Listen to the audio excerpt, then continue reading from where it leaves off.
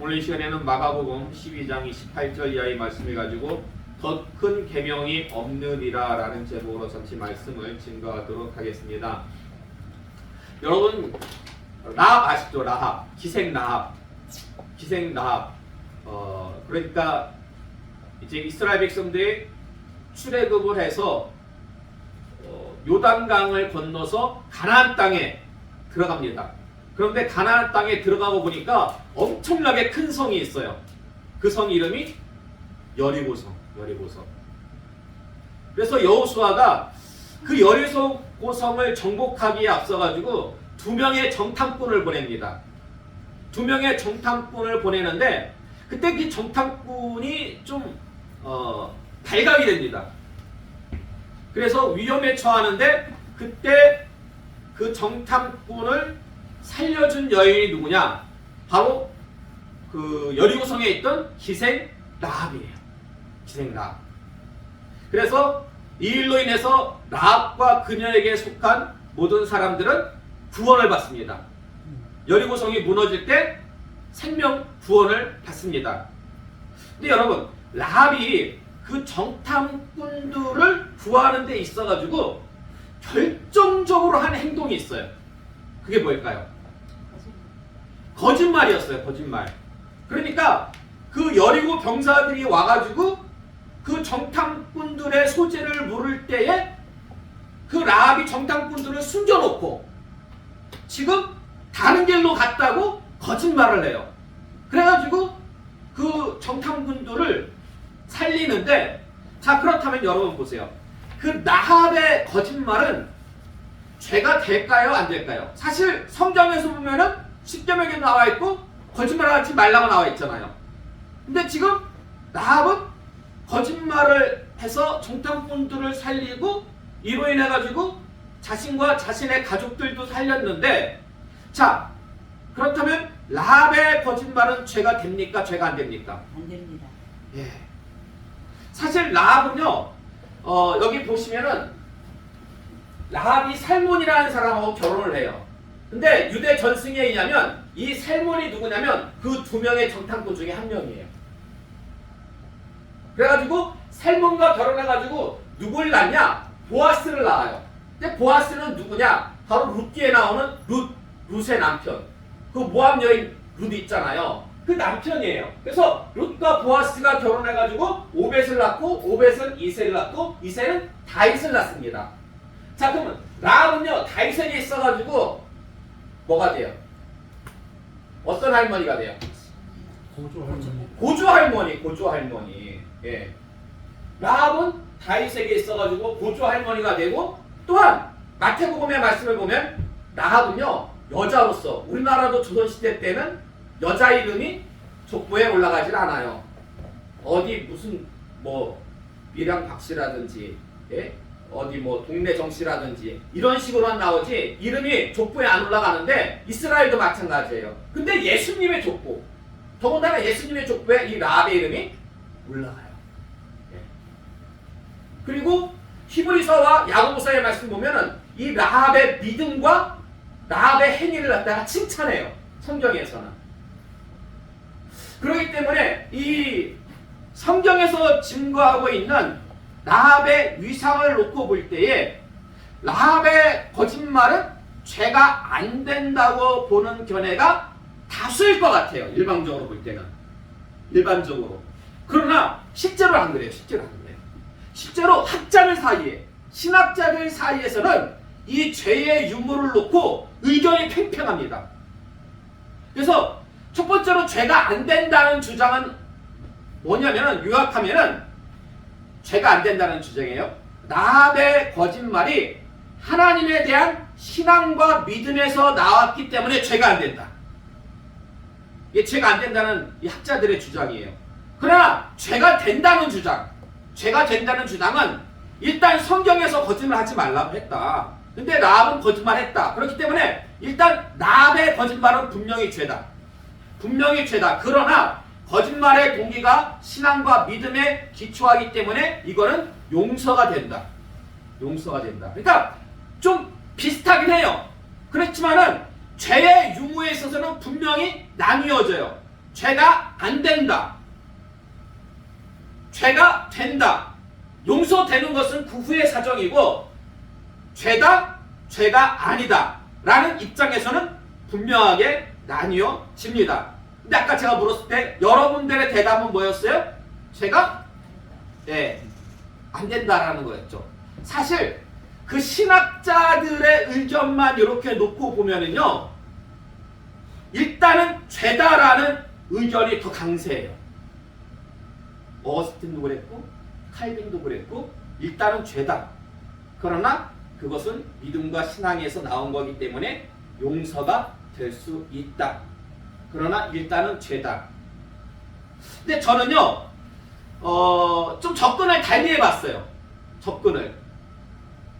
그래서 오전 시간에 우리가 살펴본 말씀이죠. 오전 시간에 우리가 살펴본 말씀. 자, 전도서 3장 11절에 근거해서 진리는 영원한 것이다. 왜냐면 하나님께서 사람들 마음속에 뭘 집어넣으셨어요? 무엇을 사모하는 마음? 영원을 사모하는 마음. 그래서 제가 그 말씀 의지해가지고 진리는 영생이다. 영생이라는 것은 영원한 것이잖아요. 근데 누가복음 10장 25절에서 28절의 말씀 보니까 율법사가 나와서 묻죠. 어떻게 해야지 제가 영생을 얻습니까? 영원한 영생을 어떻게 얻습니까? 예수님께서 뭐라고 대답하세요? 하나님 사랑하고 이웃을 사랑하라. 사랑하면 영생을 얻게 된다. 그리고 요한일서 4장 8절의 말씀을 보니까 하나님은 무엇이랴? 하나님은 사랑이시라. 그렇기 때문에 하나님은 진리이시고 하나님은 사랑이십니다. 자, 오전 시간까지 우리가 살펴봤던 말씀이에요. 자, 그런데 여기서 이 영생이라는 거 있잖아요. 영원한 생명. 이 영원한 생명은요, 영적으로만 천국에서 우리가 누릴 영원한 생명을 갖다가 뜻하는 걸까요? 아니면 이 세상에서도 우리가 지금 생명을 가지고 살아가고 있잖아요. 이 세상에서 우리가 지금 생명 호흡을 누리고 있잖아요. 이 세상에서 지금 누리고 있는 이 생명 호흡도 이 영생 안에 포함되는 걸까요? 포함되지 않는 걸까요? 이 영생이라는 것이 어떤 영적인 의미에서의 영생만을 얘기하는 걸까요? 아니면 육적인 어떤 생명까지도 다 포함하고 있는 걸까요? 자,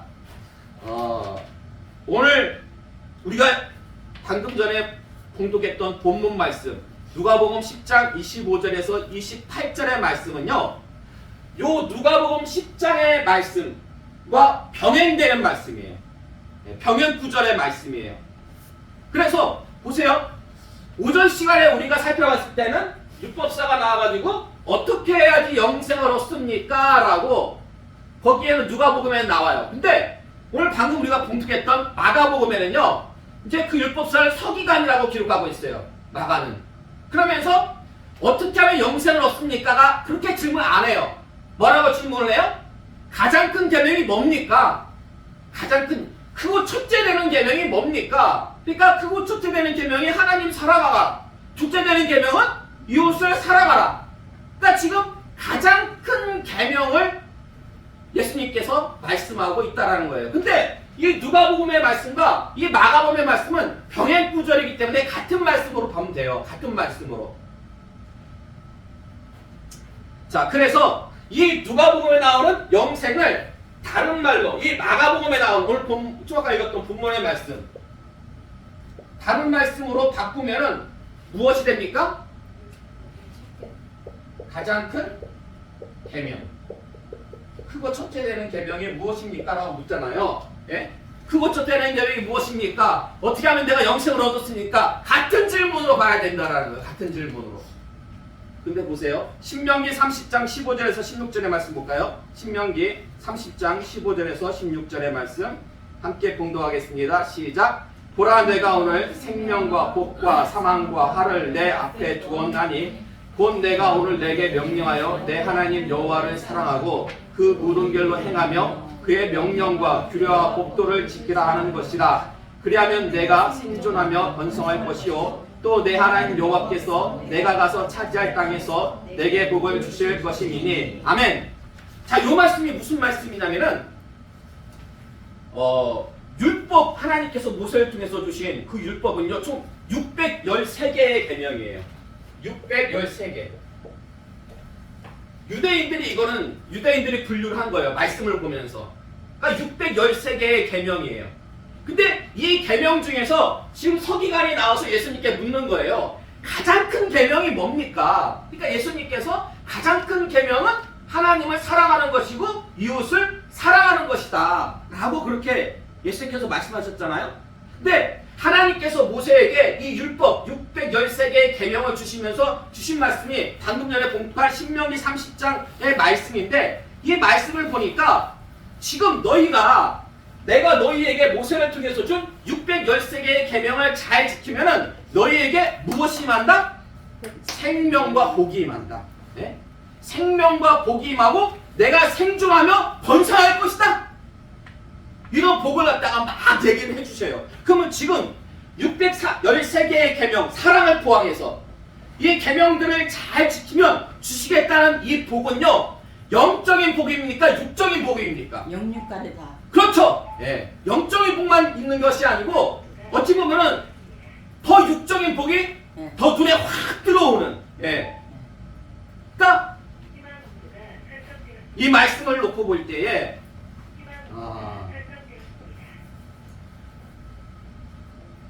하나님께서 주신 계명을 잘 지키면은요, 분명히 육적인 생명과 복이 주어지므로 여기서 말씀하고 있는 이 영생이 가장 큰 계명이잖아요. 그렇기 때문에 이 영생은 단순히 영적인 것만 의미하는 것이 아니라 육적인 생명에 그 안에 들어 주어지는 그 복까지도 다 포함되어 있다라는 것입니다. 그래서 말씀을 좀 정리하면요, 하나님을 사랑하고 이웃을 사랑하는 것이 가장 큰 계명인데 이것이 영육 간의 생명과 복을 가져다 줍니다. 그러므로 이런 의미에서 사랑을 정의한다? 사랑을 정의한다. 사랑은 다른 말로 뭐냐면요, 생명이에요. 생명. 네. 말씀을 놓고 볼 때에 이 사랑이라는 것을 잘 실천해야지만 영생을 얻잖아요. 근데 영생이라는 게 결국 생명이잖아요. 이 땅에서의 생명이 잘 보존되고 이 땅에서 생명이 잘 이렇게 살아나고 또 하늘나라에서 영원한 생명도 받아 누릴 수가 있는 겁니다. 그렇기 때문에 이 사랑은 결국 다른 얘기로 하면은 생명이라고 말할 수가 있어요. 이 땅에서의 생명, 그리고 저 하늘의 나라에서의 생명.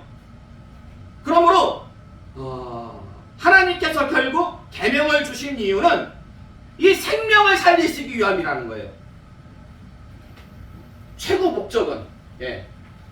어떻게 보면 사랑을 우리가 실천함으로 말미암아 가지고 이 땅에서도 잘 되고 저 하늘나라에서도 잘 되고 이 땅에서 또 생명을 얻고 저 하늘나라에서 또 생명을 얻고 결국 계명을 통해서 하나님께서는 우리에게 생명을 주신다는 거죠. 그래서 계명 준수의 최고 의의와 목적은 생명을 살리는 거예요. 생명을 살리는 거예요. 하나님께서 모세를 통해 가지고 율법을 주신 것, 계명을 주신 것도 너희가 이 말씀대로 잘 살면은 너희가 이 땅에서도 잘 되고 또 저 하늘에서도 영원한 생명을 갖다가 받을 것이다. 우리도 마찬가지예요. 우리도 주님께서 주신 그 세 계명 서로 사랑하게 되면 이 땅에서도 우리가 장수하고 우리의 생명이 보존되고 저 하늘에서도 영원한 생명을 얻을 수가 있다는 것이에요. 그리고 구원을 다른 말로 하면은 결국 생명을 얻는다는 거예요. 구원을 다른 말로 하면 생명을 얻는다. 근데 그 가장 큰 계명이 바로 사랑이잖아요. 생명이고. 그렇기 때문에 결국 사랑은 생명을 살리는 거다. 결국 사랑은 생명을 살리는 거다. 이거 머릿속에 여러분 좀 딱 이렇게 입력을 해놓으시기 바랍니다. 자, 그리고 보세요. 법이라는 게 있어요. 법이라는 게 이렇게 상위법이 있고 하위법이 있어요. 보면은. 근데 만약에 이 두 법이 부딪혀요. 상위법하고 하위법하고 서로 부딪히게 되면은 어느 법이 이깁니까? 상위법이 이기죠. 상위법이 이겨요. 이런 의미에서 볼 때 라합이 영육간에 자신의 생명과 자신에게 속한 사람들의 생명을 구하고자 신앙과 믿음 안에서 거짓말을 한 것은 죄가 될까요, 안 될까요? 제가 볼 땐 죄가 안 됩니다. 왜냐면 지금 생명을 살리는 거, 생명을 살리는 게 가장 큰 계명이잖아요. 지금 라합이 한 행동은 가장 큰 계명을 갖다가 지킨 거예요. 예. 그렇기 때문에 거기에 비하면 거짓말은 하위법이에요. 그렇기 때문에 상위법하고 하위법하고 부딪혔을 때는 상위법이 적용되므로 하위법에 의해 가지고 문제될 것이 없다라는 것입니다. 그럼 만약에 여러분 보세요. 만약에 6.25 때처럼 이북에서 공산당이 쳐들어 내려왔어요. 그래서 6.25 때 교회 다니시는 분들이 많이 돌아가셨잖아요. 믿음을 택할 것인가? 믿음을 저버릴 것인가? 근데 그 앞에서도 과감히 순교를 많이 하셨잖아요. 믿음을 택해가지고. 근데 만약에 지금 내가 공산당이 총뿌리를 겨누고 있는데 믿음을 버린다고 하면은 나를 살려준대. 믿음을 버린다고 하면은. 근데 믿음을 내가 지킬 겁니다 그러면은 총을 쏴는데 나한테 총을 쏜대요. 근데 머릿속으로 생각을 해보니까 목사님이 주일날 생명을 살리는 게 제일 큰 계명을 했거든. 생명을 살리는 게 제일 큰 계명을 했으니까 아 그러면은 지금 저 공산당 앞에서 내가 거짓말을 해가지고 이 위기를 갖다가 모면한 다음에 나중에 이건 거짓말이니까 나중에 내가 회개를 한다든지 하고 잘 믿으면 되지 않아? 여러분 이게 가능한 일입니까? 아니면 이렇게 하면 안 됩니까? 어떨 것 같아요? 안 돼. 네? 안 될 것 같아요? 안 될 것 같아요? 아니 내 생명을 살리는 일인데 네? 잠깐 거짓말로 갖다가 위기를 갖다가 모면하고 나중에 잘 믿으면 되잖아요. 예? 아니라고 생각되는 거. 아니라고 생각돼요. 예. 자, 근데 여러분 보세요. 베드로가요. 예수님 몇 번 부인했어요? 3번. 3번 부인했죠. 근데 베드로가 부인한 이유가 뭐예요? 두려워서 죽을까 봐. 죽을까 봐. 그러니까 베드로도 어떻게 보면 자기 생명 구하기 위해서 거짓말했죠. 저주하고 맹세까지 했어요. 근데 예수님이 나중에 용서했어요, 안 했어요? 용서했어. 용서했죠. 그럼 베드로도 그렇게 했으니까 우리도 그렇게 하면 안 될까요? 베드로도 했는데 그렇게 위기를 모면하려고 했는데 우리도 그냥 그 위기를 모면하려고 그냥 거짓말하고 나중에 용서받고 더 잘 믿으면 되잖아요. 자, 요런 딜레마에 빠져요. 거짓말이라는 게. 네. 상위법, 하위법으로 나뉜다 할지라도 그러면 베드로의 경우는 어떻게 되는 것인가? 라는 딜레마에 빠지는데 거기에 대한 것은 다음 시간에 왜냐면 그 세족식 우리가 오전 시간에 살펴봤지만은 그 나가의 다락방에서 있었던 일 중에서 이제 최후의 만찬과 세족식과 성찬식 규례를 주시고 마지막에 고별 설교를 주시는데 그 고별 설교할 때에 초두에 나오는 말씀이 뭐냐면 예수님께서 앞으로 베드로가 나를 3번 부인할 것이다 라는 말씀을 예언해 주시거든요. 근데 우리가 다음 주에 살펴볼 말씀이에요. 그래서 우리가 그 말씀은 그러면 베드로는 왜 거짓말을 했는데 용서를 받았을까? 그리고 아나니아와 삽비라고 있어요. 아나니아라고 삽비아. 요분들은 또 거짓말을 했거든요. 거짓말을 했는데 그때 그분들은 죽임을 당했어요. 이게 참 특이한 게 그분들에게 이게 전부 다야? 라고 질문하고 결국 죽음을 선포한 사람이 누구냐면 베드로였어요. 아니 자기는 3번씩이나 예수님을 부인해 놓고서는 살았잖아요. 근데 여러분 보실 때는 보세요. 예수님을 3번이나 부인한 게 저주하고 맹세한 게 더 큰 죄 같습니까? 아니면은 내가 헌금하기로 했어. 하나님 앞에 내 밭을 팔아가지고 헌금하기로 했는데 팔고 나니까 조금 아까워. 조금 아까워가지고 여기서 좀 약간 한 목을 쪘어. 한 목을 띄고 나머지는 갖다 바쳤어. 예. 그건 성령을 속인 거라 예. 용서가 안 되죠. 그건 다음 주에 얘기하셔야 돼요. 예. 그건 다음 주에 얘기를 하셔야 돼요. 다음 주에. 네. 네. 예. 근데 그거를 우리가 정확히 잘 알고 있어야 돼요. 정확히 잘 알고 있어야 돼야지만이 우리가 거짓말에 대해서 우리가 세상을 살아가는 데 있어서 분명한 어떠한 정답을 가지고 살아갈 수가 있습니다. 어쨌든 여러분 계명을 위해서 제가 오늘 드리고 싶은 말씀은 이 계명을 위시해서 하나님 말씀은 사람의 생명을 영육간의 생명을 살리는 말씀입니다. 그래서 우리의 신앙생활도 생명을 살리는 데 앞장서야 되는 거예요. 생명을 살리는데 어떠한 교회 제도하고 어떠한 제도와 형식에 갇혀가지고 그 사람의 올가미를 갖다가 씌워가지고 꿈쩍달싹 못하게 만든다? 그거는 참된 모습이 아닙니다. 물론 그렇다고 해가지고 어떤 제도와 형식을 다 버리자는 거 아니에요. 일부 어떤 급진적인 분들은 제도와 형식까지 다 버려야 된다고 얘기하는 분들이 있어요. 근데 그것도 잘못된 거예요. 그건 분명히 잘못된 거예요.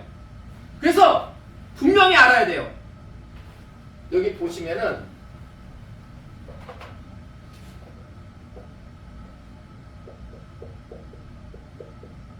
자, 사랑이라는 내용이 있어요. 사랑이라는 내용이 있고 교회의 교리라는 형식이 있어요. 교회의 교리. 예. 교회의 교리. 그런데 이 형식이 없다. 형식이 없고 사랑만 있다. 야, 교회 제도와 형식은 옛날 거니까 다 버려야 돼. 이거 지워버려. 예? 그냥 사랑만 있으면 충분해. 어떻게 되는지 아십니까? 어떻게 되는? 형식이 교리가 없으면은요. 중구난방으로 가요. 산으로 가고 들로 가고 그러다가 이단의 길로도 막 가고 예? 잘못된 길로 확률이 엄청나게 많다라는 거예요. 그러니까 형식도 굉장히 중요합니다. 우리 신앙생활하면서 교리라는 형식. 근데 이 교리는 확실해. 교리는 확실한데 그 안에 사랑이 없어. 사랑이. 내용이 없어. 내용이. 그럼 어떻게 되는지 아세요? 예수님께서 생각했죠. 바리새인과 서기관들은 위선자라고. 예? 형식적인 신앙이 돼요. 이러면 형식적인 신앙이. 예. 그래서 형식도 중요하고 내용도 중요한 거예요, 여러분. 예. 그러므로 이 시간 나오신 여러분은요, 사랑이란 내용, 위선이 아니라 우리는 사랑이란 내용을 예? 가지고 이게 형식, 특별히 주신 계명의 가장 큰 계명은 생명인데 사랑인데 결국 그것은 생명을 살리는 거잖아요. 생명을 살리는 거잖아요. 생명의 구원이라는 형식에 이걸 잘 집어넣고 우리가 신앙생활을 해야 된다. 사랑과 생명은 뗄래야 뗄 수가 없는 거예요. 네? 그래서 맹목적이고 공허한 신앙이 아니라 사랑과 생명이 넘쳐나는 복된 교회, 복된 신앙이 되시기를 주님의 이름으로 축원합니다. 아멘.